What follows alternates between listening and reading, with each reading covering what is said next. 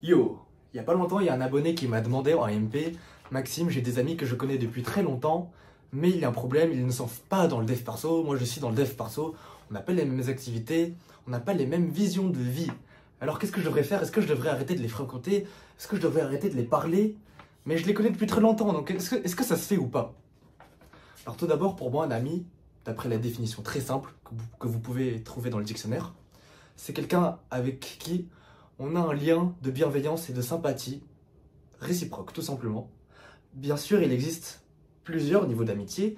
Il doit y avoir des amis avec lesquels on est extrêmement proche, ou des amis avec lesquels il y a un sentiment de bienveillance réciproque, mais voilà, qui est plutôt neutre.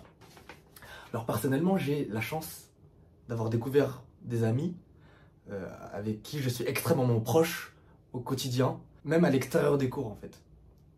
Ce sont littéralement mes clones, ce sont même des Chinois. Ils font de la muscu, ils font de la création de contenu, ils sont plutôt bons en cours, on a la même ouverture d'esprit. Ça connecte énormément, mais ce n'est pas le cas pour tout le monde. Et je veux vous dire, bah moi aussi j'étais dans votre situation là où j'avais des amis, enfin des gens avec qui voilà, je parlais, je discutais à l'école, je sociabilisais, on mangeait à la cantine et c'était super. Et je ne connaissais pas encore le FC chinois, donc mes amis proches actuels. Mais ça ne m'empêchait pas du tout d'avoir des personnes avec qui bien s'entendre, discuter et vivre la belle vie de lycéen. Et moi je vais vous expliquer pourquoi vous ne devez pas quitter ces personnes-là, pourquoi vous ne devez pas arrêter de sociabiliser en cours en fait. Bien tout simplement parce que nous, je pense du fond de mon cœur, après voilà ces modestes 17 ans d'expérience, l'homme est fondamentalement social. Pour la majorité des gens, peut-être qu'il doit y avoir des exceptions, il y a des gens qui... Je n'en connais pas, mais peut-être qu'il y a des gens qui... voilà, supporterait ne pas discuter et sociabiliser, avoir du contact. Mais je pense que à 99%, on est tous voilà, génétiquement codés pour entretenir des liens. Voilà, après, tu crées des maisons, après, tu crées des pays. Ensuite, on vit en collectivité. C'est comme ça, on a un langage. Donc pour moi, pour la santé mentale, même pour la productivité, non. Enfin, il n'y aurait aucun intérêt à quitter nos amis, les gens du lycée.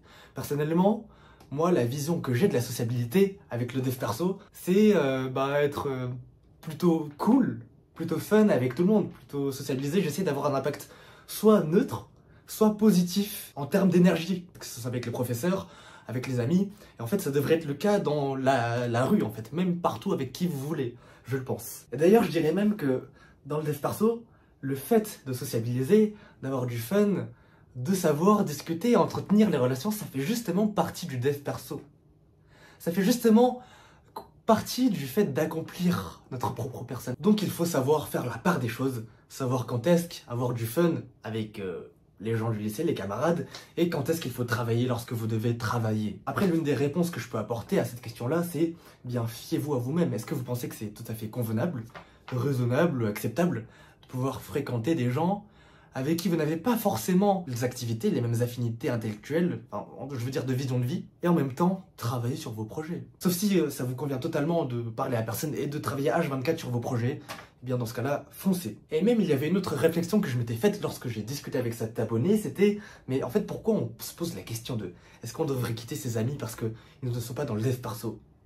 Parce que même si t'es pas dans le dev perso, qui est déjà un terme plutôt abscon, obscur, tout le monde est différent. Il y a des gens qui font de la musique, des gens qui font de la danse, des gens qui font du sport, des gens qui aiment bien étudier des langues. Mais ça n'empêche pas que ces personnes-là puissent se réunir.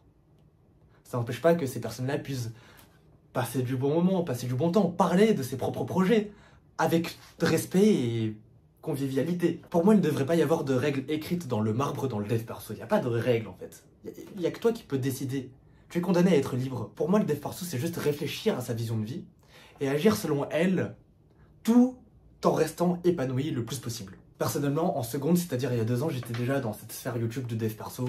Je l'ai découvert avec High School JT et je me sentais extrêmement seul dans le cadre de ma vision de vie, de mes activités. Enfin, j'avais effectivement une certaine solitude, mais ce n'était pas pour autant que j'avais quitté mes amis que je connaissais depuis le collège. C'est des gens que je leur dis, voilà, s'ils regardent la vidéo, je les aime profondément. Franchement, je les soutiens dans tous leurs projets. Ce sont des personnes avec qui j'ai développé un grand lien de sympathie, c'est-à-dire que ce sont des amis, tout simplement, et je les respecte, je me dois de les respecter de toute mon âme, en fait. Et si vous cherchez vraiment à trouver des gens qui vous ressemblent, Pour moi, personnellement, ma technique, ça a été juste simplement d'attendre, de poursuivre.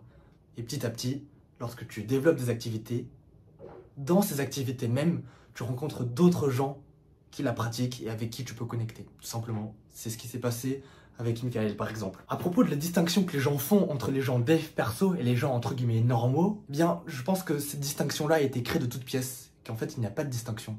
Il n'y a pas de distinction, les gars, on est tous les mêmes.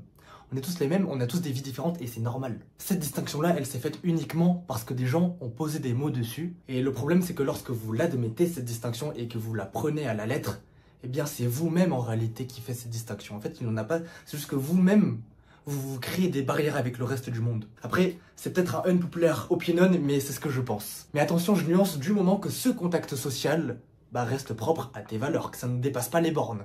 Parce que oui, je me dois de nuancer mon propos. Lorsque tes amis, les gens que tu fréquentes régulièrement dans ton établissement, entravent ta liberté, tes choix, tes visions de vie, qui sont toxiques pour toi, qui te freinent, qui te... dans le cas extrême, c'est l'harcèlement, bien évidemment, les gars, je vous dis, quittez-les tout simplement. Enfin, tout le monde devrait quitter des amis, entre guillemets, qui ne te respectent pas tout simplement. Et là, je parle juste de respect, en fait. Dans le cas où tu subis, tu dois partir. Personnellement, je n'ai jamais ressenti ce genre de situation où tu te fais rabaisser, t'es harcelé, tu sens que ta liberté est entravée. Je n'ai pas davantage de connaissances sur ce sujet, donc je n'ai pas envie de m'étayer davantage là-dessus et de donner des conseils qui n'existent pas. Mais d'après ce que j'ai vu dans tous les établissements scolaires dans lesquels j'ai fréquenté, j'ai même fréquenté des établissements scolaires où j'étais littéralement le seul chinois dans un établissement catholique où il n'y avait que des Français, bien, tout le monde est à peu près éduqué, tout le monde est à peu près sociable, tout le monde est à peu près gentil de premier abord. Donc si dans le cas exceptionnel où il y a une énorme majorité de personnes qui ne vous aiment pas, je sais pas pourquoi, qui ne vous aiment pas, bien restez avec le peu de personnes qui sauraient vous respecter. En tout cas, moi j'ai adoré traiter de ce sujet, c'est quelque chose qui me parle, et par ailleurs, ça me permet d'améliorer mon éloquence, ma spontanéité, ma réflexion objective. Et donc, si vous avez d'autres sujets dont vous voulez traiter, que je traite, bien n'hésitez pas à me le faire savoir dans les commentaires. Je regarderai. Sur ce, lâchez rien, prenez soin de vous. C'est ciao!